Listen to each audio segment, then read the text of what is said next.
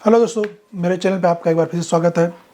आज की कहानी मैं लेकर आया हूँ एक ऐसे ट्रक ड्राइवर की जिसने अपने साथ में एक बहुत ही बुरा या कह सकते हैं एक रहस्यमय चीज़ को उसने अपने सामने घटित होते हुए देखा और उसे अनुभव किया। उन्होंने मुझे अपनी पूरी कहानी सुनाई। उस ट्रक ड्राइवर ने और उनके खलासी जो उनके साथ में रहते हैं, उन्होंने मुझे पूरी बात बताई कि क्या हुआ था उस रात उनके साथ में। तो हुआ कुछ ऐसा था कि जो ट्रक ड्राइवर हैं उनका नाम धर्मराज था और उनके साथ में जो खलासी थे उनका नाम था राम मूरत और ड्राइवर धर्मराज दोनों हमेशा लंबे लंबे टूर पर जाया करते थे सामान अपना डिलीवर करने के लिए। अपने ट्रक पर लोडिंग कराकर उनके ट्रक ऑल ओवर इंडिया चलती थी। सारे नेशनल हाईवेज और सारे शॉर्टकट उनको रास्ते पते थे, क्योंकि उन्हें काफ़ी टाइम हो गया था चलाते हुए। करीब उन्होंने बताया कि उन्हें 10 सालों से ज़्यादा ट्रक चलाते हुए हो गया था, तो उन्हें चप्पे चप्पे का पता था। लेकिन एक दिन बाद ऐसा उनके साथ में कुछ हुआ जो उन्हें बहुत ही ज़्यादा शॉकिंग लगा था। तो हुआ कुछ ऐसा था कि जब एक बार खलासी जो थे राम मूरत, उनकी तबीयत ख़राब हो गई। और अक्सर ये लोग यही करते थे कि अपना खाना ट्रक पे ही बनाकर खाकर ट्रक पे ही खाना बनाकर खाकर सो जाया करते थे। लेकिन जब उनकी तबीयत ख़राब होती है कि उनको कुछ ज़रूरी काम होता, ज़्यादा लंबा टूर करना होता था तो ढाबे पे खाना खाते हैं। ऐसा उनका रूटीन था। और आप जानते ही हैं कि जो ट्रक ड्राइवर होते हैं उनकी लाइफ कितनी टफ़ होती है। दिन रात उन्हें ट्रक पर ही बिताना पड़ता है और उनके पास खाना बनाकर खाते हैं। अदरवाइज़ वो जब नहीं बना पाते हैं किसी सिचुएशन में तो वो ढाबों पर खाना खाते हैं। तो ऐसे ही एक ढाबे की कहानी है। और हुआ कुछ ऐसा था उनके साथ में, जब इस ढाबे की कहानी बता रहा हूँ जो मैं, हुआ कुछ ऐसा था कि एक दिन राम मूरत की तबीयत बहुत ज़्यादा ख़राब हो गई थी। बहुत ज़्यादा नहीं कह सकते हैं कि मतलब ऐसी तबीयत ख़राब हो गई कि उन्होंने सोचा कि मैं खाना आज नहीं बनाऊँगा और हम लोग किसी ढाबे पे खाएंगे, क्योंकि उन्हें दवा खाना और उसके बाद में खाना बनाना उन्हें बहुत थकावट महसूस हो रही थी।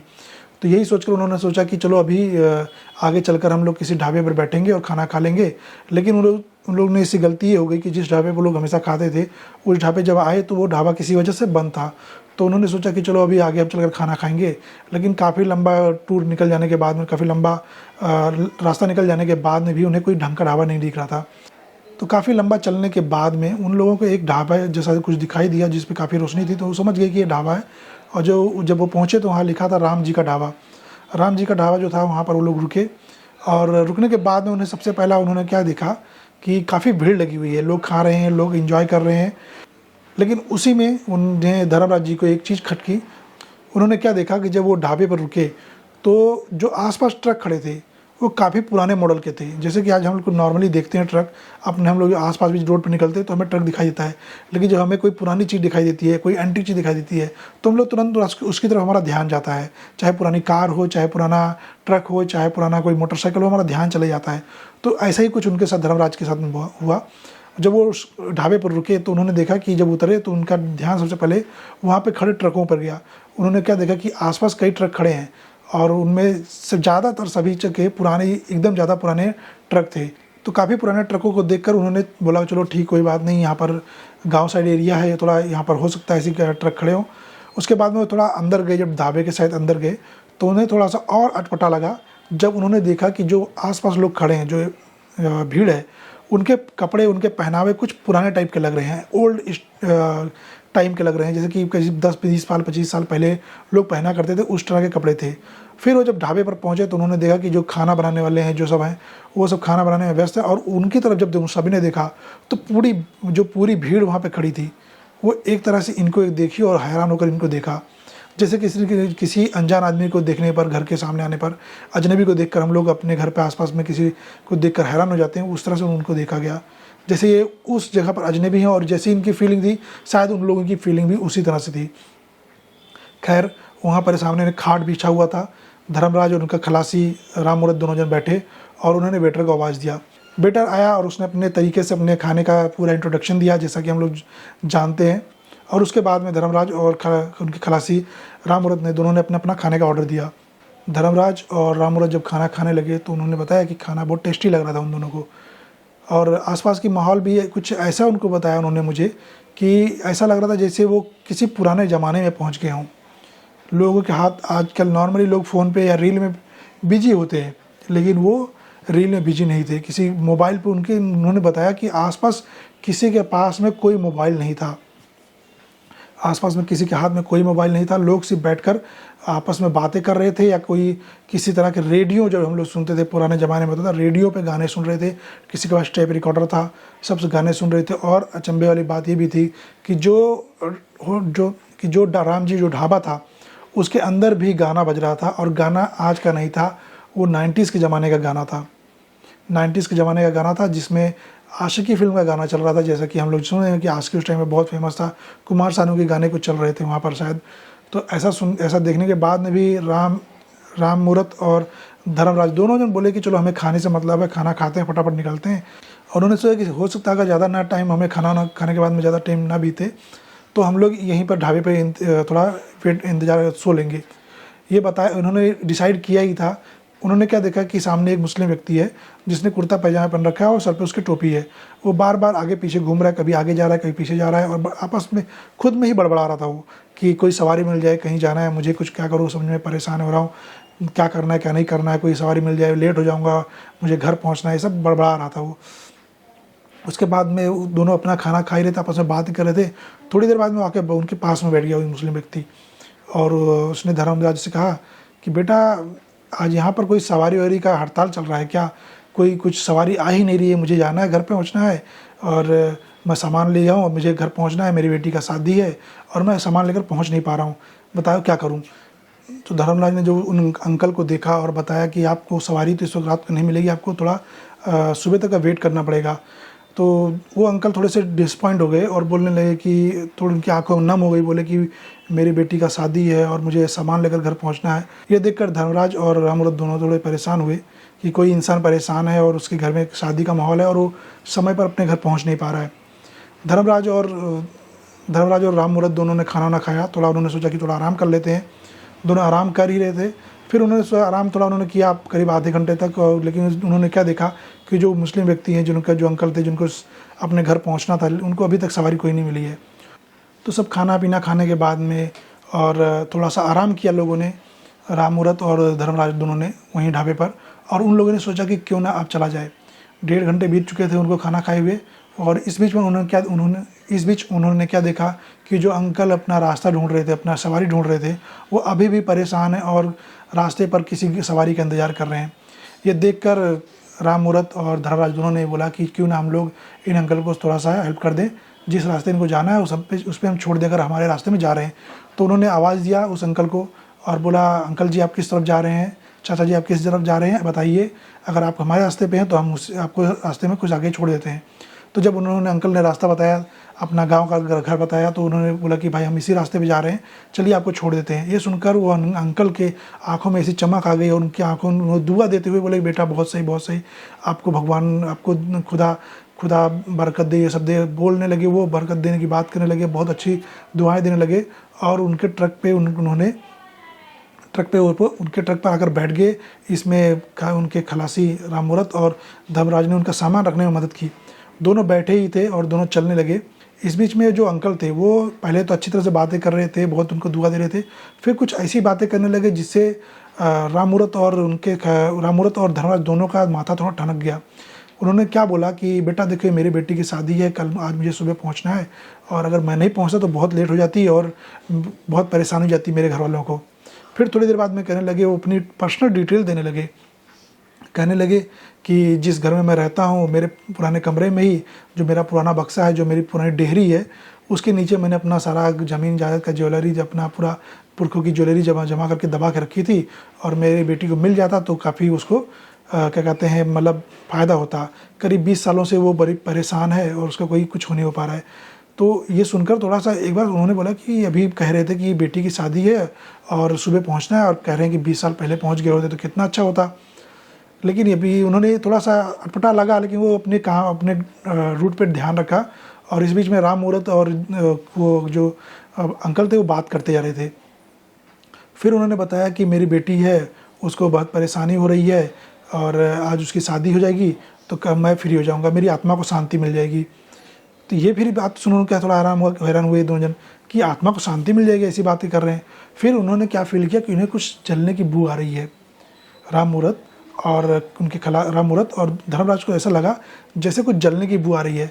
तो उन्होंने सोचा कि हो सकता है कोई ट्रक में कोई लीकेज हो या कोई ऑयल जल रहा हो या कोई वायर जल रहा हो। लेकिन ये जलने की बू जो थी वो कुछ मांस के जलने की बू थी, जैसे किसी का मांस जल गया हो, कोई हमने मांस जला देते हैं उस तरह की बदबू आ रही थी। तो उन्होंने यही सोचा कि बदबू आ रही है, अगर राम मुहूर्त और उन्होंने बोला कि बदबू आ रही है, उन अंकल ने भी बोला कि हाँ बदबू आ रही है। फिर उन्होंने सोचा कि हो सकता है कोई आसपास में कोई जानवर मरा हो या कोई किसी ने जला दिया हो, वो ट्रक हम लोग बीत रहा है इसलिए जलाना आ रही हो। लेकिन उन्होंने कुछ लंबा रास्ता निपटा लेने के बाद में भी उन्हें जलने की बू आ रही थी, जिसे किसी ने मांस जला दिया हो, और धीरे धीरे बढ़ते जा रही थी। और फिर उन्होंने क्या देखा कि जो अंकल थे वो जो पहले जिस तरह से उस तरह से नहीं थे, उनके वो थोड़ा दुबले पतले लग रहे थे, उनके चेहरा पिचका हुआ लगने लगा। ये देखकर राम मुहूर्त थोड़ा डरने लगा और धर्मराज को कहने लगा कि मतलब भाई मुझे कुछ गड़बड़ लग रहा है, बदबू आ रही है ट्रक में, और ये अंकल तो मुझे थोड़ा सा बदले से लग रहे हैं। तो धर्मराज और राम मुहूर्त ने ये बात कर ही रहे थे कि उन अंकल ने बोला कि डरो मत बेटा, वक्त के साथ में सब कुछ बदल जाता है, शरीर बूढ़ा हो जाता है और उसके बाद में शरीर बूढ़ा होने के बाद में ऐसी दिक्कतें आ जाती हैं। लेकिन ये भी सुनने के बाद में भी तुम्हें थोड़ा सा डाउट होने लगा कि हमें कुछ इनके साथ में गड़बड़ लग रही, कि जिस तरह से वो बातें कर रहे थे, जिस तरह से वो व्यवहार कर रहे थे, वो उनको डरा रहा था। इसी बीच में अंकल ने जो कहा वो और डरावना था। अंकल ने क्या कहा कि मेरे साथ में जितने लोग रहते हैं, मेरे साथ में मैं अकेला नहीं रहता हूँ, मेरे साथ में करीब 40 से 50 लोग का परिवार है, और हम लोग रोज़ रात को उठते हैं और पूरा दिन सो जाते हैं। हम किसी का इंतज़ार करते हैं, इंतज़ार करने के बाद में उसको अपनी हालात बताते हैं और उससे मदद मांगते हैं। अगर किसी ने मदद कर दी तो हम उसके लिए दुआ करते हैं। ये बातें सुनकर थोड़ा सा बोला कि किस तरह की दुनिया की बातें हो रही हैं, क्या कह रहा है क्या नहीं कह रहा है, कुछ समझ में नहीं आ रहा इंसान। थोड़ी दूर चले होंगे, थोड़े अटपटी बातें, थोड़ा सा इधर उधर की बातें, थोड़ा परेशानी वाली बातें करने के बाद में ये दोनों परेशान ही थे कि भले ये अंकल हम लोग इरिटेट कर रहे हैं और इनको जल्दी से जल्दी पहुंचा कर इनको उतार दिया जाए। शायद हो सकता है उम्र हो गई है इसलिए लोग थोड़े इनका मेंटल बैलेंस थोड़ा गड़बड़ लग रहा है। दोनों अपनी गाड़ी को स्पीड तेज़ किए और बोले कि चलो जल्दी पहुंचते हैं। थोड़ी दूर स्पीड किया ही होगा उन्होंने, थोड़ा स्पीड में आगे बढ़े होंगे कि थोड़ी दूर चलने के बाद में ही वो अंकल जोर से उनका हाथ पकड़ कर धर्मराज का बोले रुक जाओ, ये रुको, मुझे रुकना है, मत चलो। ये सुनकर देख कर धर्मराज थोड़ा हड़बड़ा गया और उसने ब्रेक मारा और गाड़ी को स्लो कर लिया। गाड़ी को रोका तक तो नहीं, लेकिन स्लो कर लिया। अब बोला अंकल क्या कर रहे हो, बोला नहीं बेटा रुक जाओ। ऐसा उन्होंने रोका, और जब रोका तो वो फिर उन्होंने धर्मराज ने जैसे ही उस अंकल की तरफ देखा, उसकी आंखें सफ़ेद उसको लग रही थी, जैसे लग रहा था कि किसी ने आंखों में उसको ट्यूबलाइट जला दी हो। और उसके जैसे ही थोड़ा सा देखा और गाड़ी डिसबैलेंस हुई, आगे घूम की तरफ देखा। उसने क्या देखा धर्मराज ने कि एक ट्रक उसके बगल से जस्ट निकली है और दूसरी ट्रक भी उसके बगल से निकली है। मतलब 3 ट्रकों का अगर थोड़ा सा 1-2 सेकंड का आगे पीछे हो जाता तो एक्सीडेंट हो जाता है, बहुत भयंकर एक्सीडेंट होता। धर्मराज ने सोचा कि अगर अंकल ने मुझे रोका नहीं होता तो जिस स्पीड से मैं जा रहा था उस स्पीड से मैं टकरा जरूर जाता इस ट्रक से, और वो दोनों ट्रक भी इनसे टकराते और तीनों का ट्रक एक्सीडेंट हो जाता। ये देखने के बाद में उस धर्मराज का तो थोड़ा गुस्सा शांत हुआ उन अंकल के ऊपर, और उन्होंने अंकल को बोला अंकल ऐसी हरकत मत कीजिए, परेशान मत कीजिए, हम लोग आपको उतार देते हैं। वो अंकल ने बोला ठीक है बेटा मुझे उतार दो। हालांकि उनका घर भी आ चुका था जहाँ पर उनको उतरना था, वहीं पर उतार दिया उन्होंने थोड़ी दूर चलने के बाद में। और अंकल का सारा सामान उतारने के बाद में वो दोनों उनको बाय करने लगे। लेकिन उन्होंने क्या कहा कि जब हम लोग चढ़ रहे थे, जब उन सामान चढ़ा रहे थे तो हमें वो सामान काफ़ी भारी लग रहा था, लेकिन जब उन्हें उतार दिया सामान काफ़ी हल्का लग रहा था, जैसे कि मतलब आधा हो गया हो। हम लोग हैरान थे कि जो सामान इतना भारी लग रहा था इतना हल्का कैसे हो गया। और उन अंकल जब उतरे तो और ज़्यादा वो दुबले पतले लग रहे थे, और जो उनके अंकल उतर गए तो मांस की जो बदबू चलने की बू आ रही थी, जो बदबू आ रही थी वो भी ट्रक के अंदर से नहीं आ रही थी। और उन्होंने बोला कि धर्मराज ने बताया कि जब वो जाने लगे तो वो अंकल दुआ देते हुए कि बेटा तुम सही रहना, तुमने किसी की मदद की है, खुदा तुम्हारी मदद करेगा। ये देखने के बाद में दोनों आगे चल दिए, लेकिन उनके मन में यही बात चल रही थी कि आज वो अंकल ने हमें रुकने के लिए नहीं कहा होता तो आज हमारा एक्सीडेंट भी होता, और जो 2 ट्रक दूसरे आए थे जो रॉन्ग साइड में आ गए थे, वो उन दोनों ट्रकों का भी एक्सीडेंट होता। 3 ट्रक एक आपस में लड़ जाते और हम लोग का बहुत बुरा एक्सीडेंट हो जाता। ये सोचकर वो ये सब बातें करते हुए आगे चले गए। और उसके बाद में और आपको बता दूं कि इसके अंदर ट्विस्ट क्या आया। जब वो वापस आ रहे थे, जब अपना सामान लोडिंग कराने के बाद में, अनलोड कराने के बाद में दोबारा उसी रूट से आ रहे थे, तो उन्होंने देखा कि जब उस रास्ते पे पहुँचे तो फिर से उसी अंकल के बारे में बात करने लगे, धर्मराज और क्या नाम है राम मुहूर्त। तो वो अंकल ने उन्होंने काफ़ी कुछ बता दिया था कि मेरा गांव कौन सा है, मैं किस गांव का रहने वाला हूँ, मेरा घर का सामान किधर रखा है, और मेरी बेटी कई 20 साल से यहाँ पर परेशान है, उसका शादी वक्त पे हो गया होता तो कितना अच्छा होता। तो जब वापस आ रहे थे तो दिन का वक्त था। दिन का वक्त होने की वजह से उन्होंने बोला कि जब चलो इसी जगह पे हमने उतारा था, और जहाँ पे उतारा था तो उन्होंने देखा कि इसी के सामने ही एक गाँव है। तो जब वो उन्होंने देखा कि इसी जगह मैंने उतारा था, वहीं पर एक ढाबा छोटा सा दुकान था चाय पानी पीने का, वो ट्रक को वहीं पर रोक दिए और वहीं पर खड़े होकर चाय पानी पिए। उसके बाद में उन्होंने बोला कि चलो चाय पानी पीते हैं। और फिर जब पानी पीने लगे तो जब वहाँ पर बैठ के पी रहे थे तो जो दुकान वाला था चाय वाला, उससे बात करने लगे धर्मराज और उस खलासी राम मूरत दोनों। तो उन्होंने पूछा उस अंकल के बारे में, जो मुस्लिम अंकल थे उनके बारे में पूछा चाय वाले से कि भाई साहब यहाँ पर जो एक अंकल रहते हैं वो कौन है। तो जब उस चाय की दुकान पे दोनों चाय पी रहे थे तो उन्होंने उस बुढ़े अंकल जो मुस्लिम अंकल थे, उनका नाम उन्होंने पहले ही बताया था कि जैसा कि बताया था कि अब्दुल नाम बताया था। तो उन्होंने बोला कि एक अब्दुल अंकल थे यहाँ पर, जो काफ़ी पहले यहाँ पर मेरे ट्रक में बैठे थे और काफ़ी हंसमुख इंसान थे, काफ़ी अच्छे इंसान थे, बहुत भले इंसान थे। वो इसी गांव में रहते हैं। तो चाय वाला थोड़ा हैरान हुआ और उसने बोला भाई साहब देखिए, इस गांव में सिर्फ 2 ही फैमिली रहती है मुस्लिम की, और बाकी उस टोले में रहते हैं। और जिस टोले की बात बता रहे हैं, इस गांव की बता रहे हैं, यहाँ पर सिर्फ 2 ही मुस्लिम फैमिली रहती है। और जिन अब्दुल की बात बता रहे हैं उनका तो काफ़ी पहले देहांत हो चुका है। वो दोनों सुनकर थोड़ा हैरान हुए, बोले कि अभी 2 दिन पहले हमने किसी अंकल को यहाँ अपने ट्रक में बिठाया था, उनका नाम अब्दुल था, उन्होंने बताया था और यही गांव बताया था, और ये अंकल बोल रहे हैं उनकी डेथ काफ़ी पहले हो गई। तो चाय वाले ने बोला कि हाँ भाई साहब, आप जो बोल रहे हैं ये मैं जानता हूँ, उन अब्दुल अंकल को बहुत अच्छे से जानता था, बहुत अच्छे इंसान थे, लेकिन उनकी डेथ काफ़ी पहले हो चुकी है। तो ये सुनकर दोनों बड़े हैरान हुए, लेकिन वो उनके मन में ये बात है कि किसी वजह से मेरी जान बची है, तो एक बार उन अंकल से मिल लेता हूँ मैं और मिल के जाता हूँ। उन दोनों को ये डिसाइड करना था कि कोई और ट्विस्ट आपको आगे सुनने को मिलेगा कि क्या क्या ट्विस्ट था। जब उन्होंने उस अब्दुल अंकल की डेथ की कहानी सुनी कि काफ़ी पहले डेथ हो चुकी है, तो इन दोनों ने सोचा कि शायद चाय वाले कोड़े किसी और के बारे में बात कर रहे हो, और लेकिन उन अंकल की जैसे मेरी जान बची है तो एक बार मैं मिल के जाता हूँ, क्योंकि काफ़ी दुआ दे रहे थे और काफ़ी भले इंसान लग रहे थे। 4 कदम की दूरी पे उनका घर दिख रहा था, तो सोचे कि चल क्यों ना मिल के जाऊँ मैं। तो जब वो दोनों उनके घर के पास गए, उनके घर के पास पहुँचे और उन्होंने बोला कि अब्दुल अंकल यहाँ रहते हैं, तो उनकी बेटी एक औरत, अधेड़े उम्र की एक औरत निकली जो उनकी बेटी थी, और उसने बोला कि अब्दुल अंकल तो बहुत पहले यहाँ रहते थे, उनकी तो डेथ हो चुकी है। तो वो दोनों देखकर हैरान रहे, कि सुनकर हैरान हो गए कि डेथ हो गई। चाय वाला भी यही बोल रहा था कि डेथ हो गई, और ये भी बोल रही डेथ हो गई। तो उन्होंने पूछा कब डेथ हुई थी, तो उन्होंने करीब 20 से 25 साल पहले की बात बताई। ये सुनकर राम मूरत और धर्मराज दोनों इतने हैरान हो गए, कुछ बता नहीं सकते थे। थोड़ी देर उन्हें चक्कर सा आने लगा और बोले कि हमें चक्कर सा आने लगा, सब परेशान हो गए। लेकिन उन्होंने क्या बताया कि देखा कि उनकी बेटी जो है अपने 2 बच्चों के साथ में रहती है, उनका जो हस्बैंड है वो यहाँ पर नहीं रहता है। तो उन्होंने सोचा कि पूछा जाए, थोड़ा और डिटेल लिया जाए, क्योंकि ऐसे सुनने के बाद में या तो इंसान भाग जाता है या थोड़ा और खोजबीन करता है। तो राम मूरत तो बोला कि हमें निकल जाना चाहिए यहाँ से, हमें रुकना नहीं चाहिए। लेकिन धर्मराज जो थे, सोचा उन्होंने कि क्यों ना थोड़ा सा डिटेल ले लिया जाए। उनको क्यूरियोसिटी हुई, तो उन्होंने पूछा कि ये अंकल कैसे थे, कैसे मर गए, क्योंकि उनको और उन्होंने जो तरह बताई थी वो बताना चाहता था शायद। धर्मराज और राम मूरत दोनों ने मिलकर बात की और उन अंकल के बारे में पूछा। तो उनकी बेटी जो थी, तो उसने बोला कि अब्दुल जिनके बारे में बात कर रहे हैं मेरे पिताजी थे, वो तो काफ़ी पहले उनकी डेथ हो चुकी थी, करीब 20 से 22 साल पहले। तो ये सुनकर धर्मराज और राम मूरत दोनों हैरान रह गए कि अभी 2 दिन पहले हमने जिसको अपने ट्रक में बिठाया था, वो इतनी दुआएं दे रहा था, इतने बातें कर रहा था, उसकी डेथ कैसे हो सकती है 20 से 22 साल पहले, वो तो अभी कल मुझसे मिला था। तो ये बात दोनों ने अपनी बात बताई उनकी बेटी को। ये सुनकर उनकी जो बेटी थी थोड़ी हैरान हुई और उन्होंने बोला कि कैसे मजाक कर रहे हो आप, मेरे पिताजी की डेथ तो 20-22 साल पहले हो चुकी है, वो आपके ट्रक में कैसे बैठ सकते हैं, आप किसी भांग पी के रखे हो क्या, हमारा मजाक उड़ाने आए हो। तो उन्होंने बोला नहीं, ऐसा नहीं है, वो अब्दुल अंकल थे जो उन्होंने बैठे थे, और यहाँ आसपास बता रहे हैं लोग कि जिस तरह से हम लोलिया बता रहे हैं उस तरह से कोई और नहीं था, वही अब्दुल अंकल मेरे कल गाड़ी में बैठे थे और मुझसे बातें कर रहे थे। तो उसकी बेटी सलमा ने पूछा ठीक है बताओ मुझे क्या क्या बताया उन्होंने।